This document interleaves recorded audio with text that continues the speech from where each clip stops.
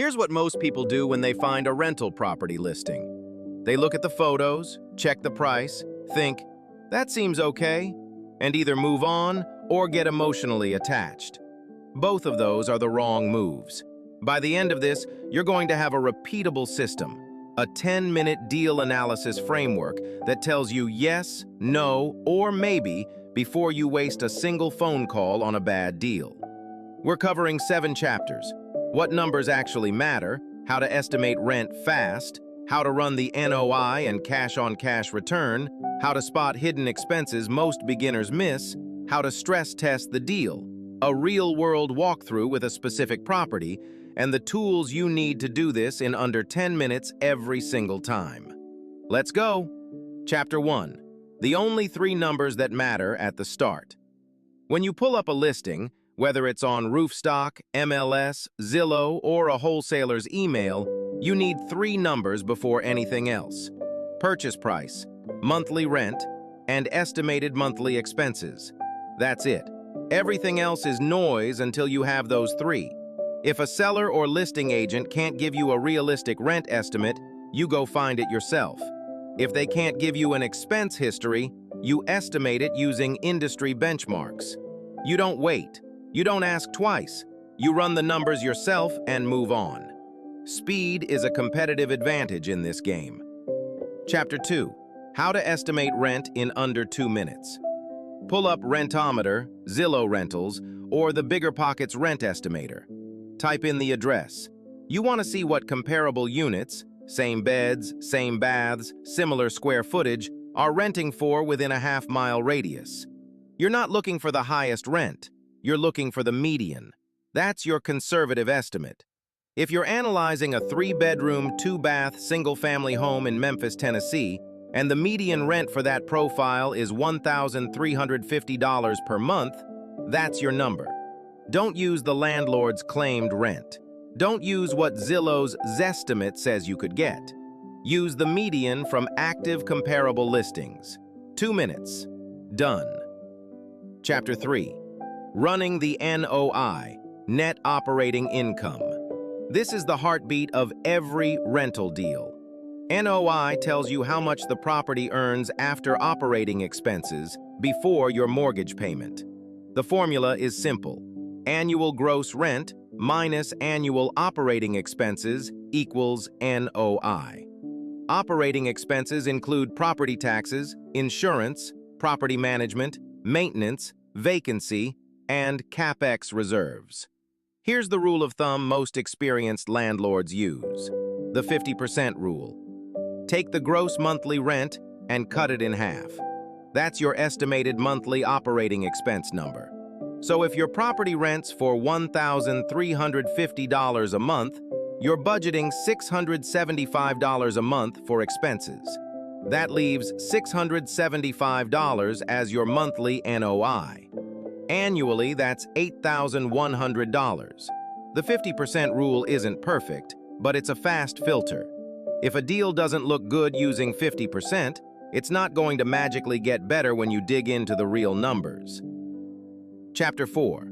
Cash-on-cash return. The number that actually tells you if it's worth your money. Cash-on-cash return is your annual pre-tax cash flow divided by your total cash invested. This is the metric that replaces "that seems like a good deal" with actual math. Let's say you're buying that Memphis property for $160,000. You put 20% down, that's $32,000. Add in closing costs, roughly $3,500, and a light rehab budget of $4,500. Your total cash in is $40,000. Now let's run the mortgage. On a $128,000 loan at 7.25% over 30 years, your principal and interest payment is approximately $873 per month. Your monthly NOI was $675. Subtract your mortgage payment. $675 minus $873. That's negative $198 per month. This deal does not cash flow at 20% down and 7.25% interest. That's your answer in under 5 minutes. You move on. No emotion, no wasted weekend driving to see it. Next.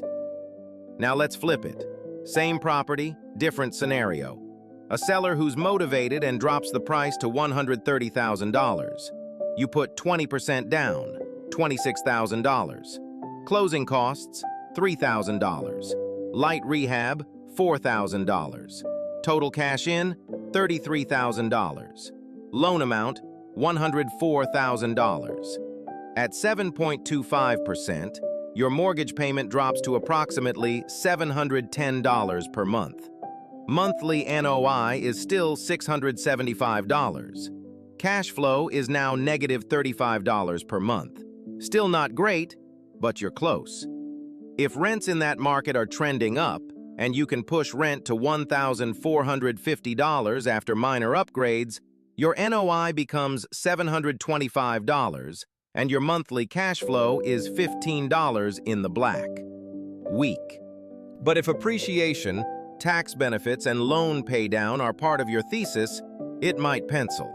This is where you decide, is this a cash flow play or a long-term wealth-building hold? Knowing that difference before you make the call is the whole game.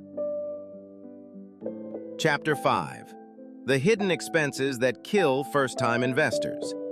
The 50% rule accounts for these broadly, but you need to know what you're actually budgeting for.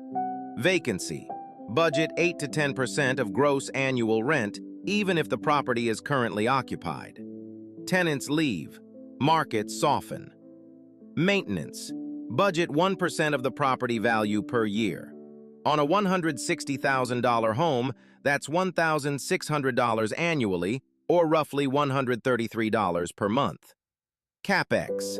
Capital expenditures, meaning big-ticket replacements like roof, HVAC, water heater, appliances. Budget another 1 to 1.5% annually. Property management. If you're not self-managing, budget 8 to 10% of collected rent. On $1,350 a month, that's $108 to $135. Add property taxes and insurance, which you should pull from the county assessor's website and an insurance quote, not from what the current owner is paying because their exemptions don't transfer to you.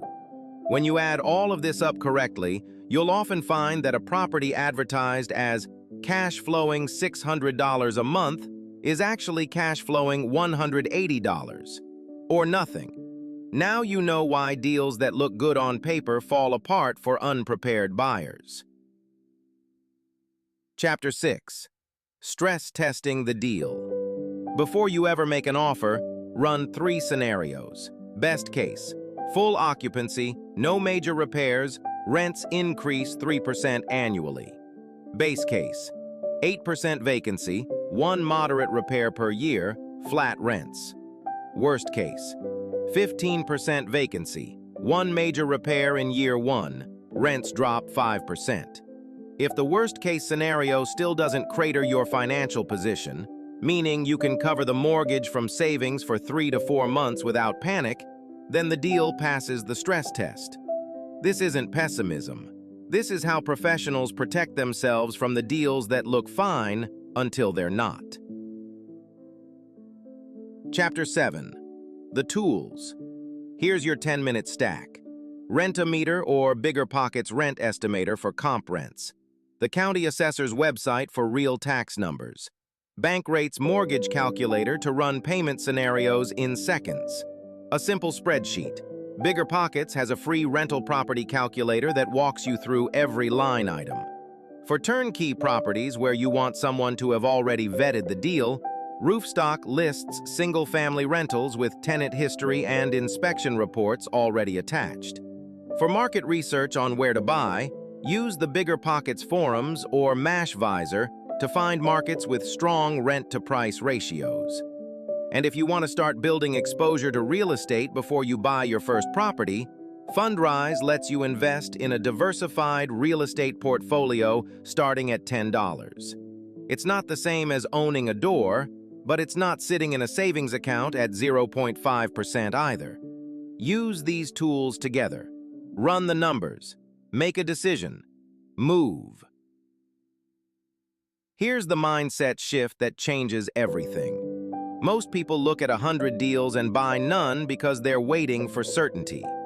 The professionals look at 100 deals, eliminate 90 in the first 5 minutes using exactly what you just learned, spend real time on 8, make offers on 4, and close on 1.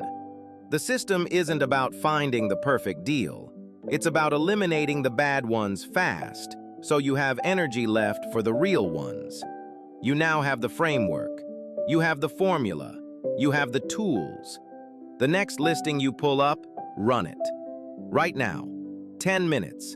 You'll know more about that deal than the person who's been thinking about getting into real estate for the last 3 years. The code doesn't expire, but your window might.